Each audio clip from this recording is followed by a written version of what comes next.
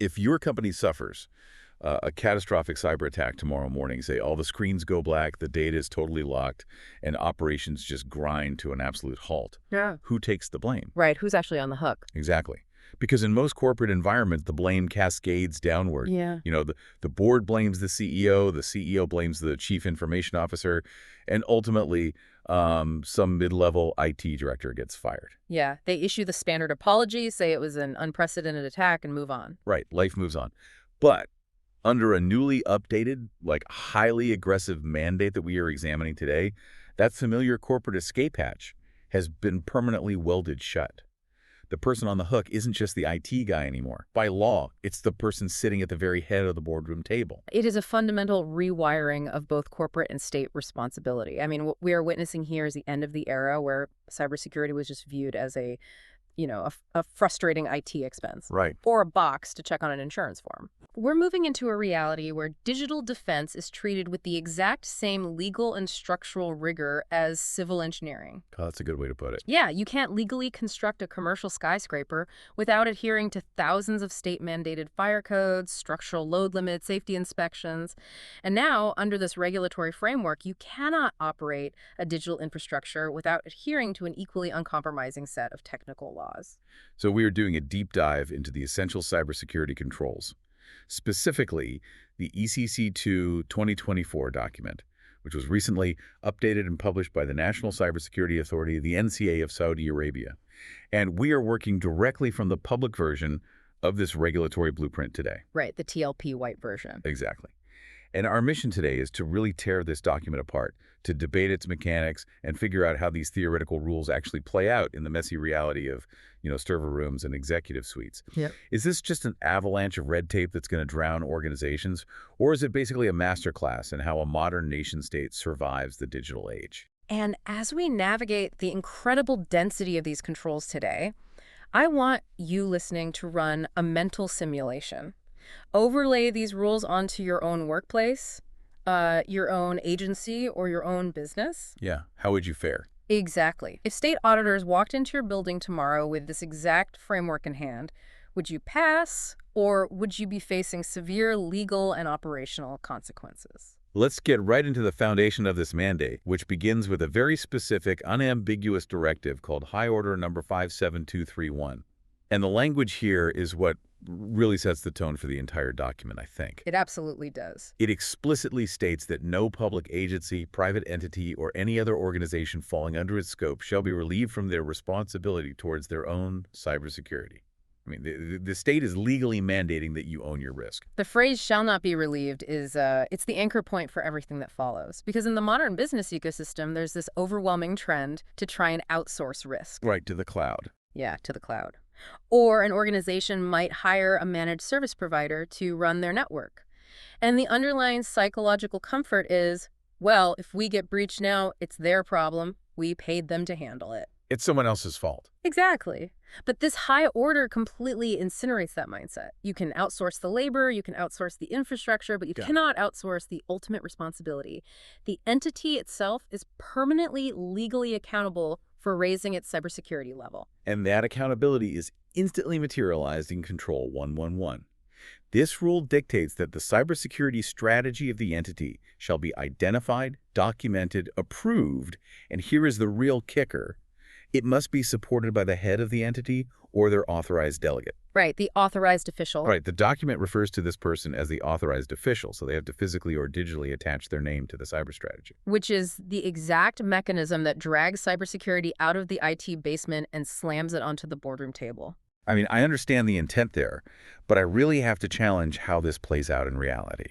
Let's look at a large municipal hospital, for example. Yep. The authorized official at the top of that hierarchy is likely a brilliant medical administrator. Sure. Or an expert in public health policy.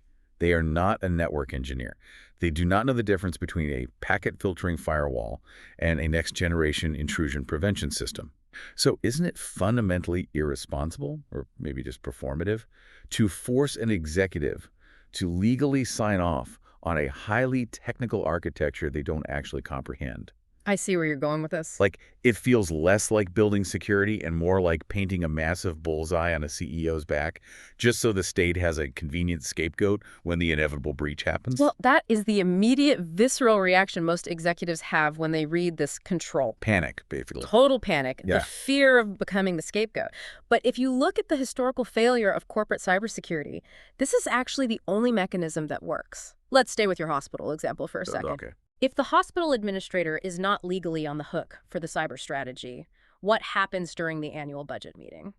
The Chief Information Security Officer asks for $5 million to upgrade the legacy network infrastructure to prevent ransomware. And they get denied. They get denied because the hospital administrator looks at the budget, sees a competing request for $5 million to buy new MRI machines, and funds that instead. Why? Because MRI machines generate revenue and positive PR. And IT infrastructure is just an invisible cost center. Precisely. It's the classic battle for resources where invisible prevention always loses to visible production. The executive can comfortably ignore the cyber risk because they don't view it as a core business risk. Control 111 changes the psychology of that budget meeting entirely. By forcing the head of the entity to approve the strategy, the mandate forces them to understand that cyber risk is existential business risk. So they realize everything is on the line. Right. The hospital administrator doesn't need to know how to configure the firewall. They need to know that if the firewall fails, the MRI machines stop working, patient records are locked, surgeries get canceled, and they are personally accountable to the state. Wow. Yeah. It forces the executive to actually fund the defenses. Accountability drives the budget, and the budget drives the actual security. So it's not about making the CEO a technical expert. It's about forcing the CEO to give the technical experts the money and the authority they actually need to do their jobs. Okay, that shifts the perspective significantly. It's really a mechanism for internal leverage. Exactly. It's brilliant in its simplicity. Now, once that strategy is funded and the entity starts defending itself, they're going to discover threats. And this brings us to one of the most fascinating operational frameworks defined early in the document. The TLP. Yes, the Traffic Light Protocol, or TLP. The NCA lays out this globally recognized system for classifying how sensitive threat intelligence is shared. Threat intelligence is arguably the most volatile currency in the cybersecurity world. I mean, let's say your team discovers a brand new vulnerability in a widely used piece of industrial software. Like something running a power plant. Yeah, exactly. A flaw that allows an attacker to take remote control of water treatment pumps, for instance. If you keep that information entirely to yourself, other water treatment facilities across the nation remain vulnerable. Right. But if you publish a public warning detailing exactly how the vulnerability works, you've just provided a step-by-step instruction manual to every hostile nation-state and cyber terrorist on the planet. Before the vendor even has a chance to write a patch. Right. So you are basically trying to put out a fire by throwing gasoline on it. That's a great way to describe it. You need a highly controlled, standardized mechanism to share intelligence without tipping off the adversaries or, causing a massive public panic. And that is what the TLP achieves. It establishes a non-negotiable framework for trust. Let's break down how the NCA defines these classifications, because they are incredibly strict in the text. It starts with TLP Red. The text defines this as personal and confidential to the recipient only. Right. And it explicitly states that the recipient has no rights to share this information with any person outside the defined range, either inside or outside the entity. TLP Red is the nuclear option of intelligence sharing. Wow. If you receive a TLP Red alert, you cannot forward that email. You cannot print it out and leave it on your desk. You cannot even mention it in the cafeteria to a colleague who sits 3 desks down from So you. it's totally locked down. Strictly for your eyes. Right. Because the information is so sensitive, or the source of the intelligence is so fragile, that any leak could compromise an ongoing national security operation. Or tip off an advanced attacker that we're watching them. Exactly. Now, moving one step down, we have TLP Amber, which is defined as restricted sharing. Right. The document says this allows information to be shared with concerned personnel only within the same entity, and specifically only with those required to take action. And the operational phrase there is required to take action.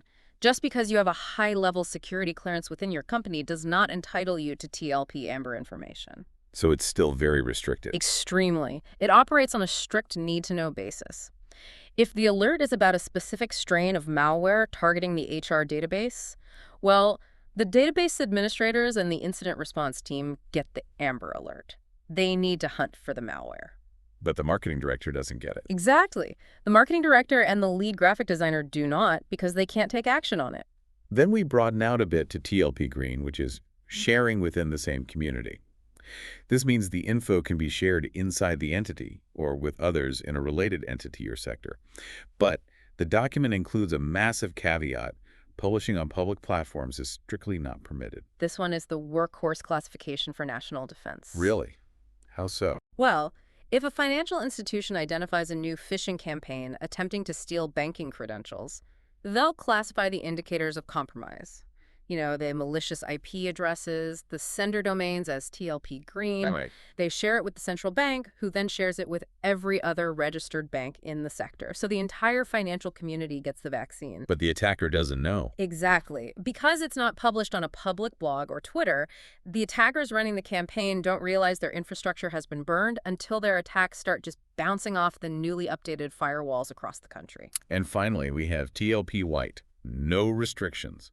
This is a public classification. Anyone can see it, distribute it, or host it. In fact, the very ECC2 2024 regulatory document we're analyzing right now is classified as TLP White. Right, because the goal of a regulatory framework is maximum visibility and adoption. You want everyone to read it.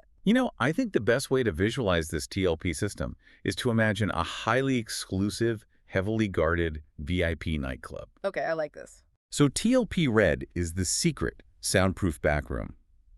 You only get in if the owner physically walks you in. And if you talk about what happens in that room, you are permanently banned from the club. Spot on. Then TLP Amber is the VIP lounge. You have to be on a very specific list at the door, and you have to have a reason to be there, like you're the server carrying the drinks. Right, you have an operational need. Exactly. TLP Green is the main dance floor. The community is all there. They're interacting, sharing the experience. But there are still bouncers at the front doors, checking IDs and making sure no one is live streaming the party to the outside world. Right, keeping it off the public platforms. And TLP White, that's just the public sidewalk outside the club. Anyone walking by can see it. It's a perfect analogy because it emphasizes the boundaries. And what the NCA has done by codifying this into the national regulation is ensure that when an energy company in the East sends a TLP Amber Alert to a logistics company in the West, they both operate under the exact same legal understanding of what those boundaries are. They're speaking the same language. Exactly.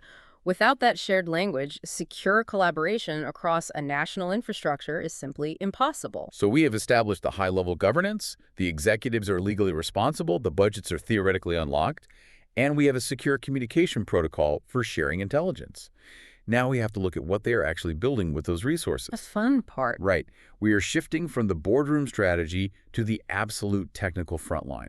This is Domain 2, cybersecurity defense. This is where the framework stops dealing in philosophies and starts dealing in hard, uncompromising technical mandates. And it does not ease you into it at all. Right away, we hit Control 2.4.3.4, which mandates secure management and protection against advanced persistent threats, or APTs. And the text explicitly notes these often utilize zero-day malware and viruses.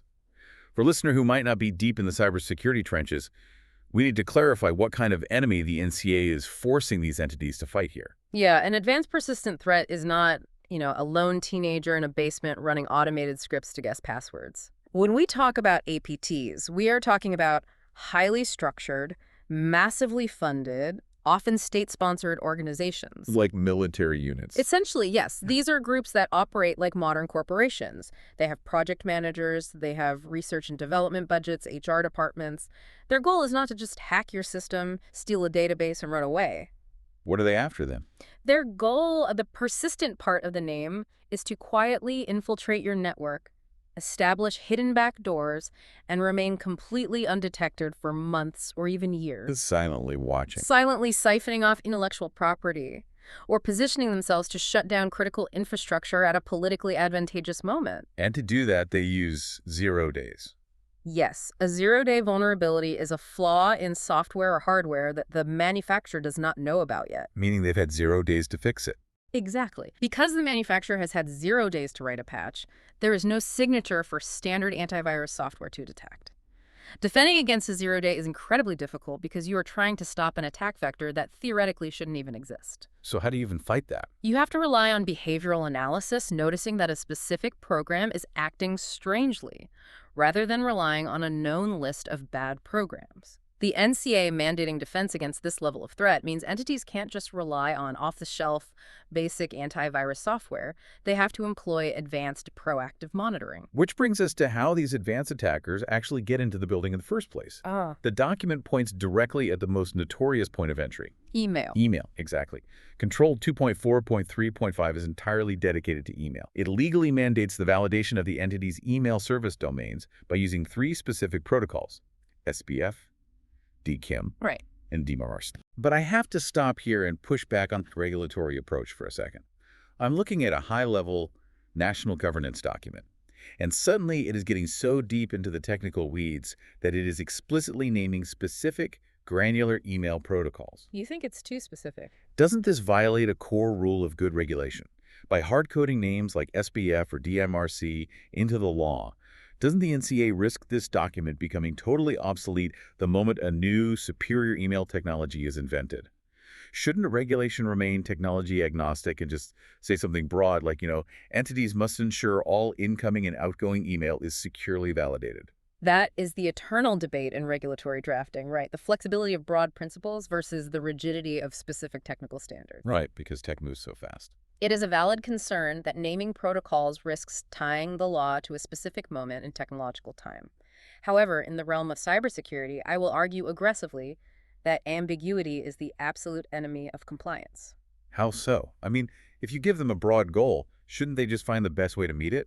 In a perfect world, yes. In the real world, if a regulation simply says, ensure email is securely validated, organizations will immediately begin looking for the cheapest, fastest, most frictionless way to claim they meet that vague standard. Ah, I see. They will hire a consultant to write a one-page policy document that says, we ask our employees to check the sender's address carefully, and they will present that to the auditor as secure validation. Just doing the bare minimum. They will do the bare minimum because real security is expensive and inconvenient.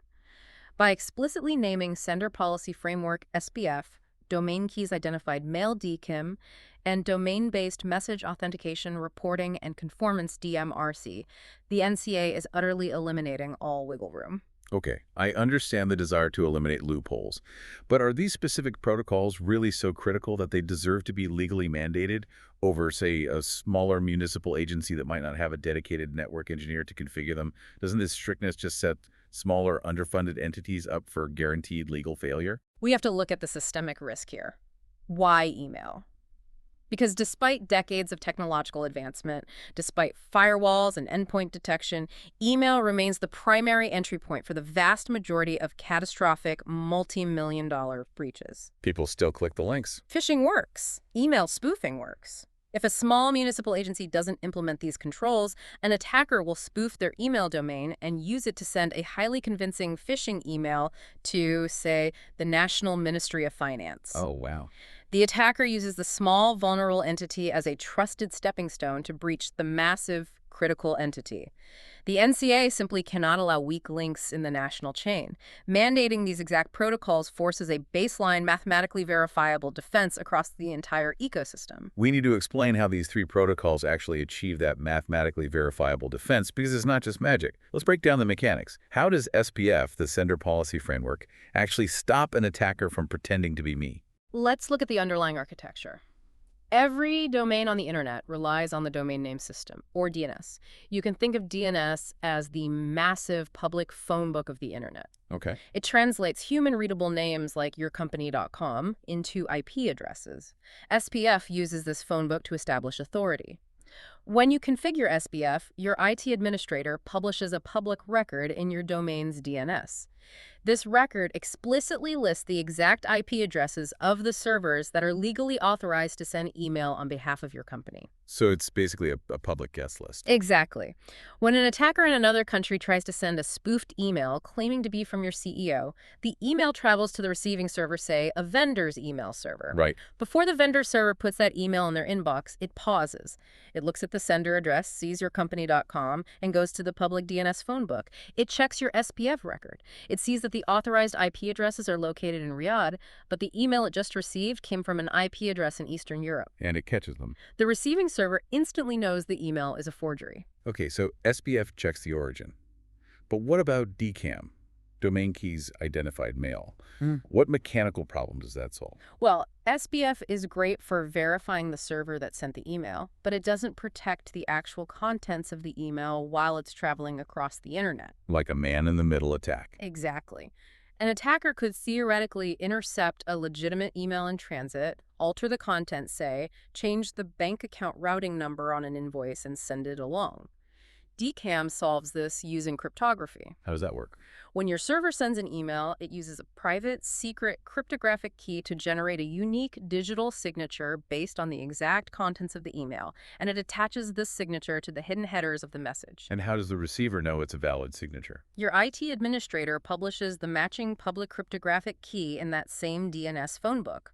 When the receiving server gets the email, it grabs your public key from the DNS and uses it to perform a mathematical check on the signature. And if it's been changed? If even a single character in the email was altered during transit, the mathematical equation fails. The signature is rendered invalid, and the receiver knows the email has been tampered with. You know, I think the historical correspondence analogy works perfectly here to summarize these mechanics. SPF is like the guard at the castle gate, checking the official registered badge of the courier. Right. The guard has a master list of everyone allowed to deliver mail from a specific kingdom. If the courier isn't on the list, they're turned away. DKIM is the wax seal stamped on the actual parchment. It mathematically proves that the contents of the letter haven't been secretly opened and altered while the courier was traveling. That is a precise visualization. But neither of those tell the guard what to do if the courier is an imposter or if the wax seal is broken. Right, which is where DMRC comes in. Domain-based message authentication, reporting, and conformance. DPAM is the policy and reporting layer that sits on top of SPF and DKIM.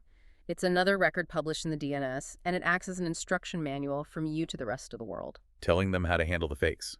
It tells receiving servers exactly how you want them to handle emails that fail the SPF or DKIM checks. You can tell them to quarantine the failed emails, sending them to a spam folder, or you can set a strict reject policy, telling the receiving server to instantly delete the forged email so the end user never even sees it. Wow, okay. And crucially, DMRC sends daily reports back to your IT department, letting you know exactly who around the world is attempting to spoof your domain. So by mandating all three, the NCA is demanding origin verification, content integrity, and a strict automated policy for dealing with imposters. It is a really comprehensive shield. And to address my earlier concern about the technology aging, the document explicitly notes that the NCA conducts periodic reviews and updates. They mentioned this is the 2024 update to the 2018 version. Yes. So when the technology evolves, the regulation will evolve. But for now, you build the wall exactly as specified. Correct. And speaking of building walls, we have to look at how users actually get through them. Yes, access. Let's look at Control 2.4.3.2, which covers multi-factor authentication, or MFA. The document defines MFA as a security system that verifies user identity requiring several separate elements. A password isn't enough. You need a second factor. Standard practice these days. Right. But what fascinated me wasn't the requirements for MFA. What fascinated me was the specific condition attached to it. The control mandates that entities must define the suitable authentication factors based on the result of impact assessment of authentication failure and bypass for remote and webmail access. This is where we see the regulatory thinking mature from a simple checklist to genuine risk-based engineering. It's an acknowledgement that not all MFA is created equal, and not all systems hold equal value. Let's explore that. When we talk about different types of MFA, what are the actual differences in security? Because to most people, MFA just means getting a 6-digit code texted to their smartphone. Right, getting an SMS text message is a form of MFA, yes. You have something you know your password and something you possess your phone. But SMS is highly vulnerable. Attackers regularly perform SIM swapping attacks. What's that? That's where they trick a telecom provider into transferring a victim's phone number to a SIM card controlled by the attacker. Suddenly, the attacker is receiving all the victim's MFA text messages. Yikes. So SMS is better than nothing, but it is a weak factor. A stronger factor would be a time-based authenticator app on your phone, which isn't tied to the telecom network.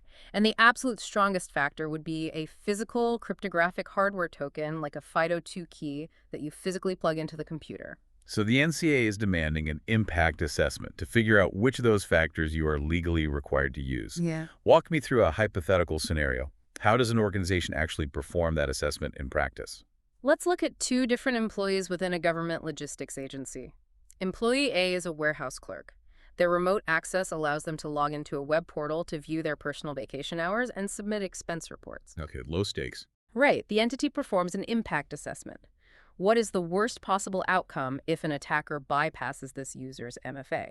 Well, the attacker could view the clerk's home address and maybe mess up their vacation requests. The impact on the agency and the nation is very low. Makes sense. Therefore, the entity can justify using a lower cost, lower friction MFA method for that portal, perhaps just an authenticator app. It balances security with usability. Now, look at Employee B. Employee B is a senior systems architect who has remote administrative access to the central logistics database that tracks the movement of military supply convoys. Wow. The entity performs the impact assessment. What happens if an attacker bypasses this user's MFA? Total disaster. The attacker gains total control over a critical national defense database. They can alter supply routes, delete shipping manifests, or deploy ransomware that halts all physical logistics. The impact is catastrophic. So the regulation dictates that you cannot just slap a generic SMS code on that login. Exactly. The impact assessment mathematically dictates that for Employee B, the entity must deploy the absolute strongest phishing-resistant authentication possible. The agency would be legally required to issue physical hardware tokens and enforce strict conditional access policies. Like only logging in from a registered computer. Yes, perhaps even requiring the login to occur from an agency-owned laptop. The control forces you to match the weight of the armor to the value of the target.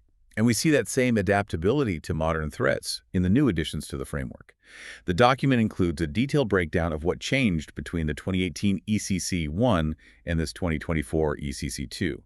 One of the most prominent additions is Subcontrol 2539, which explicitly mandates protecting against distributed denial of service, or DDoS, attacks to limit risks arising from these attacks. The inclusion of this specific subcontrol is a direct reflection of how the digital battlefield has mutated over the last 6 years. How so? Well, if we look back at the landscape in 2018, a DDoS attack, where an attacker commands thousands of computers to simultaneously flood a target server with garbage traffic until it crashes into the load, was often treated as a temporary nuisance. Right, but it was mostly hacktivists. Exactly. It was frequently used as a form of digital protest, taking a corporate website offline for a few hours to make a political point. The digital sit-in, basically. You wait it out, and the site comes back online. Yes. But fast forward to 2024, and DDoS has been radically weaponized. The scale of these attacks has grown exponentially. Attackers are no longer just using a few hundred compromised laptops.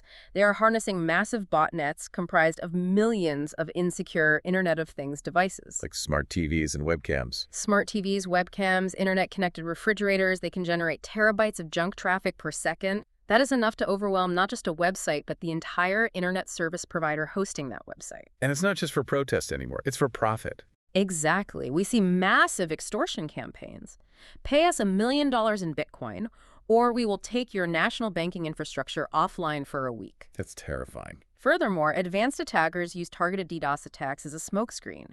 They'll launch a massive flood of traffic against the front door of the network to distract the security team and overwhelm the logging servers, while they quietly slip a sophisticated piece of malware through the back door. So it's a multi-purpose weapon now. It has evolved from a nuisance to a highly destructive weapon. The NCA recognized that evolution and elevated DDoS mitigation to a mandatory dedicated subcontrol. You must have specialized hardware or cloud-based scrubbing services in place to absorb and filter that traffic. So we have built a formidable defense. The executives are accountable. The intelligence is flowing securely via TLP. The email gateways are locked tight with cryptography. The remote access is guarded by risk-assessed MFA. And we have shields up against DDoS floods. It's a solid fortress. But any military engineer will tell you that having armor isn't enough if you don't actively test it for weak spots. Which brings us to Section 3 of our analysis, the siege protocol. This is the domain of penetration testing and threat intelligence. This is where the framework pivots from building the fortress to actively trying to tear it down. It is the transition from theoretical defense to applied pressure. Let's start with the intelligence gathering. Control 2.10.3.5 requires entities to maintain communication and subscription with trusted resources for new and up-to-date vulnerabilities. You can't just build a wall and put your head in the sand. You have to actively monitor the horizon to see what new siege engines the enemy's inventing. Right. But it's Control 2.11 that really shifts the paradigm. This is the penetration testing mandate.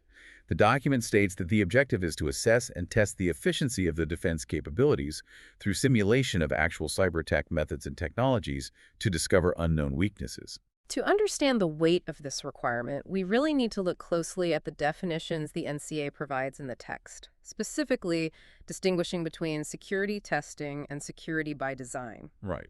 The document defines security testing as a process intended to ensure a modified or new system has appropriate controls, is free from vulnerabilities, and maintains functionality. Okay. But then it defines security by design as a methodology for developing systems and designing networks to free them from vulnerabilities and make them impervious to attack as much as possible through continuous testing and adherence to best practices. That distinction is paramount in modern software and network architecture. Security by design is a foundational philosophy. Historically, organizations would build a new software application, say a new citizen portal for paying taxes. Right. The developers would spend months writing the code, focusing entirely on making the interface look good and ensuring the database processed payments quickly. Then, literally a week before launch, they'd hand it over to the security team and say, okay, add the security now. Slapping it on at the end like a coat of paint. Exactly. And the security team would inevitably find massive fundamental architectural flaws. But because the launch date was set, management would accept the risk, apply a flimsy patch, and push the vulnerable application to the public. Because they can't delay it. Right. Security by design completely inverts that process. It's often referred to in the industry as shifting left in the software development lifecycle. Shifting left. Yeah, meaning security experts are in the room on day one when the application is just a wireframe drawing on a whiteboard. Security is baked into the very architecture. You design the database so it fundamentally cannot accept malicious SQL injections. You design the session tokens so they cannot be hijacked. Let's use a physical analogy here. Security by design is like the architectural blueprint for a bank vault. When you design a vault, you don't build a normal room with drywall and windows and then try to secure it later by putting bars over the glass. No, that would be terrible security. You design the entire structure around the concept of impenetrability. You specify 3-foot thick, reinforced steel concrete. You ensure there are no external doors other than the main blast door. The security is the architecture itself. A perfect analogy. And security testing, specifically the penetration testing mandated in Control 2.11, is what happens when the vault is finished. You don't just trust the blueprint. You hire a team of professional safecrackers. Right. You give them a set amount of time and you tell them to try and break in. They will try the front door, yes, but they'll also try to crawl through the HVAC vents. They will try to social engineer the security guard. They'll look for a microscopic flaw in the steel welding that the architect completely missed. And this brings me to a major point of friction I have with the exact wording of this regulation. Let's look at the phrasing again. The objective is to discover unknown weaknesses. Okay.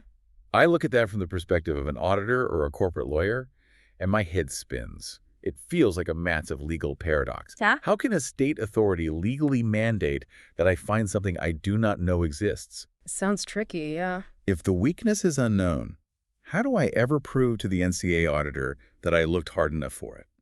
Is this an impossible standard deliberately designed to trap organizations in a state of perpetual noncompliance? I completely understand why it reads like a paradox. It sounds like an impossible demand. But I will argue that this is actually the most mature, pragmatic, and realistic sentence in the entire framework. Really? The regulation is explicitly acknowledging a painful truth.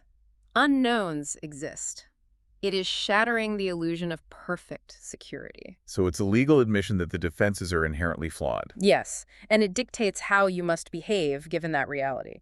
Let's look at the alternative. If the mandate simply said entities must fix all known weaknesses, the compliance process would become dangerously automated. They just run a scan. The IT department would simply buy a commercial vulnerability scanner, run it against the network, let it find 5 outdated software versions, patch those 5 things, print out a clean report, and declare themselves legally secure. They check the boxes. Exactly, but automated scanners only look for things they already have signatures for. They only look for the known knowns. They cannot think creatively. By demanding the discovery of unknown weaknesses, the NCA is legally mandating an active adversarial hunting paradigm. You cannot rely on a scanner. You are required to employ human ingenuity. You have to think like the attacker. Precisely. You have to hire elite penetration testers, often called red teams, whose sole job is to emulate a highly motivated adversary. They don't just look for a missing patch. What are they looking for? They look at how they can chain together 3 minor, seemingly unrelated misconfigurations. Say, a slightly overly permissive firewall rule, a weak password on a forgotten test server, and a flaw in how a custom application handles memory. And string them together. They chain them to create a massive, devastating, previously unknown exploit path right into the core database. The government isn't trapping you in non-compliance. They're demanding that you actively fund and execute the hunt for the gaps in your own armor before a hostile nation state finds them first. Okay, when you frame it as adversarial emulation, the unknown requirement makes sense. It forces you to fund the safecrackers, not just the blueprint designers. You have to prove you are actively trying to break your own systems. Right. But what happens when the system isn't entirely yours? What happens when the blueprint involves relying on someone else's steel? This brings us to Section 4 of our analysis, a domain that keeps Chief Information Security Officers awake at night: third parties and cloud computing. Domain 4. This is frequently the most complex, legally fraught, and dangerous operational area for any modern enterprise. You can build the most secure fortress in the world, but if you hand a master key to an outside vendor who has terrible security practices, your fortress is compromised. The Trojan horse scenario. And the document is incredibly strict about how to handle this. Let's look at Control 413. It mandates that a comprehensive cybersecurity risk assessment must be conducted, and all necessary mitigation controls must be available before signing any contracts or agreements with third parties for IT or cyber outsourcing. The operative word there is before. Yeah. This is a direct response to the brutal reality of the modern threat landscape. If we analyze the most catastrophic, headline-grabbing data breaches of the last 10 years, a distinct pattern emerges. The advanced attackers often do not assault the primary target directly. Because it's too hard. Exactly. They don't try to bash down the heavily fortified front door of the massive multinational corporation or the government ministry. It's too difficult. Instead, they look at the entity's supply chain. They breach the entity's HVAC maintenance vendor, or they breach the third-party billing provider, or the external law firm handling their contracts. Who probably have terrible security. These smaller vendors often have vastly inferior security, but they possess trusted, authenticated network connections into the massive corporation's internal systems. The attacker breaches the weak vendor, steals their trusted credentials, and slides right past all those expensive firewalls into the main network. Exactly. The vendor is the Trojan horse. Control 413 forces the entity to aggressively evaluate the structural integrity of that horse before it is ever allowed inside the city walls. You cannot sign the contract because the software is cheap or the cloud storage is convenient, and then try to figure out the security implications later. The risk assessment is a mandatory prerequisite for the business relationship. And the requirements for that relationship go even further in Control 4.1.2.3. It requires obligating the third party to apply the entity's cybersecurity requirements and policies. Right. We also see this aggressive stance applied to cloud computing in Control 4231. It dictates that data must be classified prior to hosting in the cloud, and crucially, it requires returning data in a usable format upon service completion. I want to focus on that specific phrase, usable format. It is an absolute stroke of brilliance in regulatory drafting. It really is. Because the biggest fear with cloud computing isn't just a breach, it's being held hostage by your own infrastructure. Let's use an analogy. Imagine you decide your house isn't safe enough to store your life savings, so you decide to use a highly secure commercial vault managed by a third party. Makes sense? You hand them a massive stack of cash. It is not enough that their vault has thick steel and armed guards. Yeah. You need an ironclad legal contract explicitly stating that when you close your account and want your money back, they will hand you back a stack of cash exactly as you gave it to them. Right. You don't want them handing you a solid gold block that you can't easily spend, and you definitely don't want them converting it into some obscure, proprietary digital currency that can only be used within their specific ecosystem. That is precisely the danger of vendor lock-in in the digital realm. A government agency uploads petabytes of critical citizen data into a major cloud provider. Over the years, the cloud provider integrates that data into their proprietary database structures and analytics engines. And then they jack up the price. 5 years later, the cloud provider triples their prices. Or perhaps they suffer a massive security failure and the government agency decides to leave. If the contract doesn't mandate the return of data in a universally usable format, like standard SQL databases or flat CSV files, the cloud provider can hand the data back in a highly encrypted proprietary format that no other system on Earth can read. Effectively destroying the data unless you stay with them. Yes, you become a digital hostage. The NCA's requirement for usable format return ensures that the ultimate sovereignty and control of national data remains with the state entity, not with the private cloud vendor. It guarantees fluidity and escape routes. It makes perfect sense in theory, but I want to debate the actual real-world leverage involved here, specifically regarding Control 4.1.2.3 obligating a third party to apply your cybersecurity requirements. Let's debate it. Let's live in the real world of contract negotiations for a second. Imagine a mid-sized municipal water authority in a secondary city. They want to use one of the big three global cloud computing behemoths to host their telemetry data. The municipal authority slides this NCA document across the table and says, by law, we are obligating you, a trillion-dollar global tech giant, to alter your server configurations and audit logs to match our specific national requirements. I see the problem. Who actually holds the power in that room? The cloud behemoth is going to laugh, hand them a standard terms of service document and say, take it or leave it. We do not custom configure our global data centers for a mid-sized regional water authority. If that mid-sized municipal authority walked into the negotiation room alone, you are 100% correct. They would have zero leverage. The global vendor holds all the cards. But this exact scenario highlights the fundamental necessity of centralized national-level regulations like the ECC2 2024. It's about collective bargaining power. Precisely. When a national authority like the NCA mandates these controls across the board, the dynamic of the negotiation shifts violently. It's no longer one small water authority asking for a special favor. It's the whole country. It is an entire, highly lucrative national market encompassing all government ministries, the entire energy sector, the national banking system, and all critical infrastructure speaking with one voice.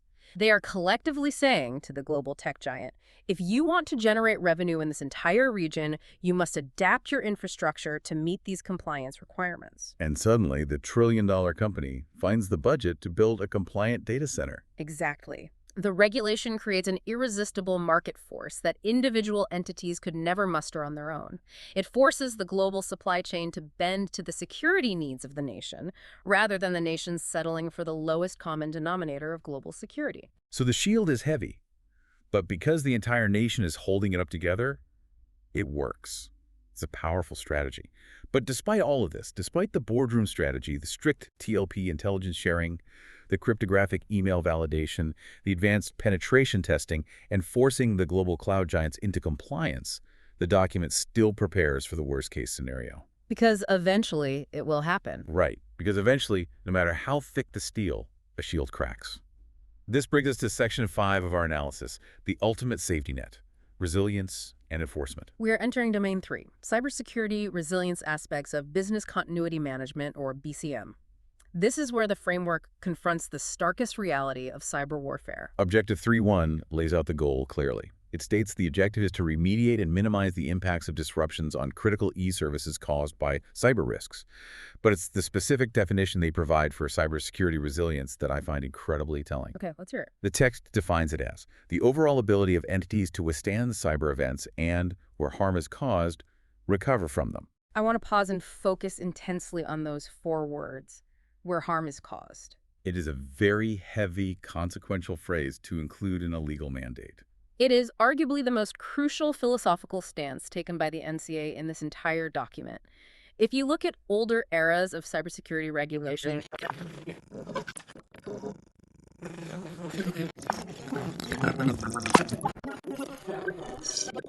Antivirus software so sensitive that nothing ever gets through. But this new definition of resilience represents a highly mature, battle-hardened understanding of the modern digital battlefield. It's a formal, regulatory acknowledgement that perfect, impenetrable security is a myth. It just doesn't exist.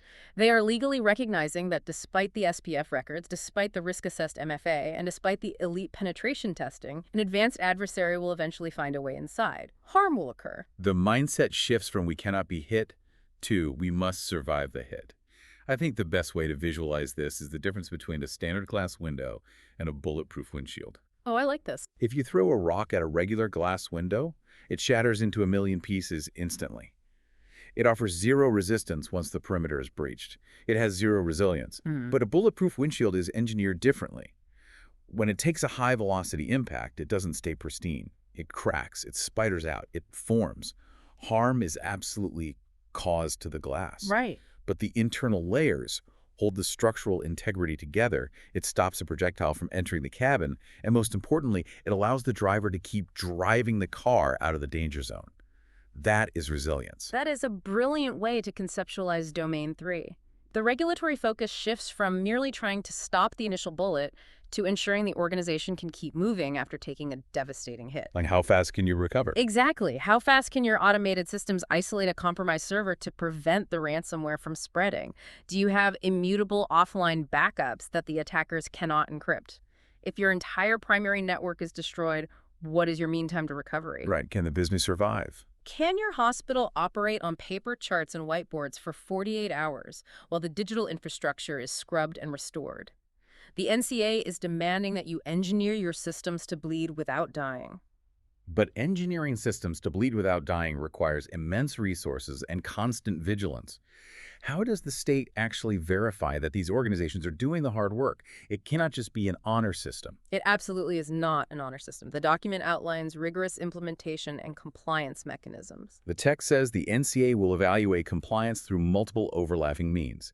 It lists mandatory self-assessment by the entities, the submission of periodic reports using a specific software portal called the ECC 2.2024 Assessment and Compliance Tool, and crucially, field auditing visits by state inspectors. We also have to highlight a vital legal disclaimer located right at the beginning of the framework.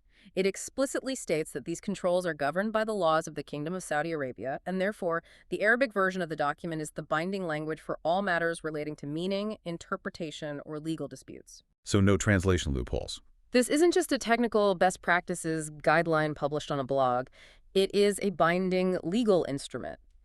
If a state auditor walks into your data center, finds you in violation of the MFA controls, and issues a penalty, you cannot argue semantics based on an English translation. The Arabic legal phrasing is what holds up in court. I understand the necessity of enforcement, but I have to ask about the immense administrative burden this creates.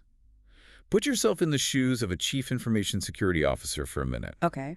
Between filling out endless self-assessments, constantly updating the data in the NCA's software compliance tool, and spending weeks preparing the staff for physical, on-site field auditing visits, is there a danger here? What kind of danger? Are organizations going to end up spending more time and resources proving to the government that they are secure than they spend actually doing the hard technical work of defending the network? Does the relentless pursuit of compliance become a dangerous distraction from actual security? You have just articulated the eternal tension in any highly regulated, high-stakes industry, whether it's commercial aviation, nuclear power, or national cybersecurity. The grumbling from the engineers is always, are we securing the system, or are we just checking boxes for the auditors? Right. It's a valid frustration, but I will fiercely debate the idea that it is a distraction. In the realm of national critical infrastructure, the philosophy of trust but verify is the only viable path to survival. You can't just take a corporation's word for it that their bulletproof glass works. Exactly. And look at how the NCA defines the stakes. Look at the definition of a cyber attack provided in the text.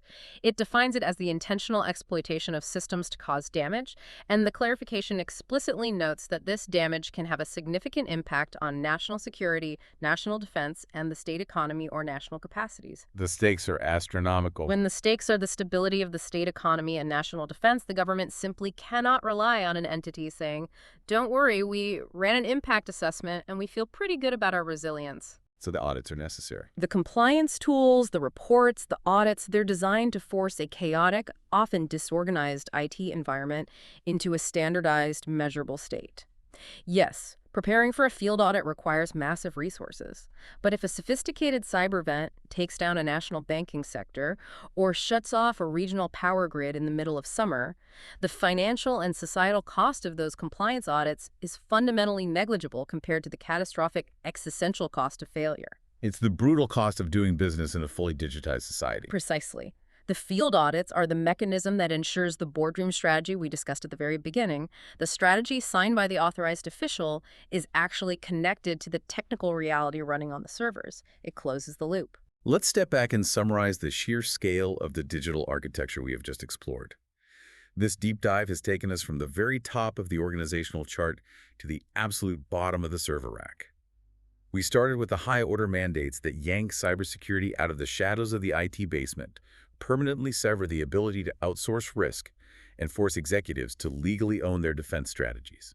And then we explored how the flow of sensitive threat intelligence is weaponized and protected through the strict need-to-know VIP club of the TLP classifications. We moved down to the technical front line, examining how the regulation aggressively eliminates loopholes and ambiguity by mandating exact, mathematically verifiable protocols like SPF, DKIM, and DLRC to secure the ultimate weak point, the email gateway. We explored the mature, risk-based approach to multi-factor authentication, ensuring the strength of the lock matches the value of the target. We dove into the siege protocol, unpacking the legal mandate to discover unknown weaknesses. We saw how this isn't an impossible paradox, but a demand for active adversarial hunting and penetration testing. All built on the foundational philosophy of security by design, building the bank vault without external doors. We analyzed the Trojan horse of third-party vendors, exploring how mandatory pre-contract risk assessments and the requirement for data to be returned in a usable format prevent entities from becoming hostages to their own cloud providers. And we saw how a national regulation provides the collective market leverage necessary to force global tech giants into compliance. And finally, we confronted the ultimate safety net of resilience, the mature, sobering acceptance that despite all defenses, harm will occur, and the organization must be engineered to take a devastating digital punch and keep operating, a reality enforced by unyielding state audits. It is a massive, comprehensive, and unapologetic blueprint for national survival in the 21st century. It really is. But before we wrap up this analysis, I want to leave you, the listener, with a final, highly provocative thought to mull over. It's something hidden quietly right in the definitions section of this text, and it points to a very strange future. Oh, this is a good one. When we talk about cyberspace, we all generally picture the same things, right? We picture laptops, physical server racks blinking in cold rooms, thousands of miles of fiber optic cables running under the ocean, and the software running on them, the physical and digital infrastructure. And indeed, the NCA defines cyberspace in this document as the interconnected network of IT infrastructure. But then it adds a twist. Yes, the definition adds a fascinating clause.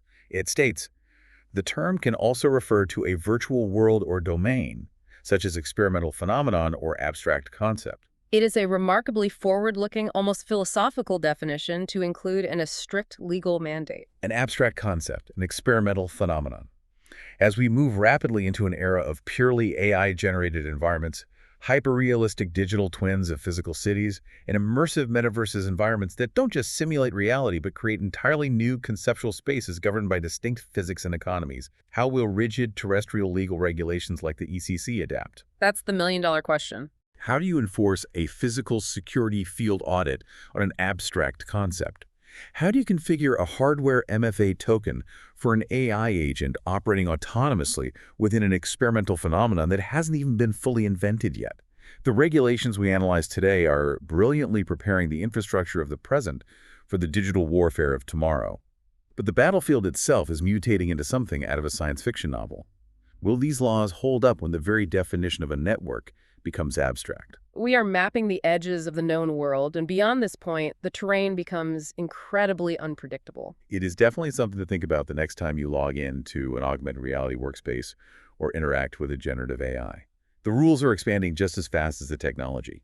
Keep your digital doors locked, assess your risks thoroughly, and we'll catch you on the next deep dive.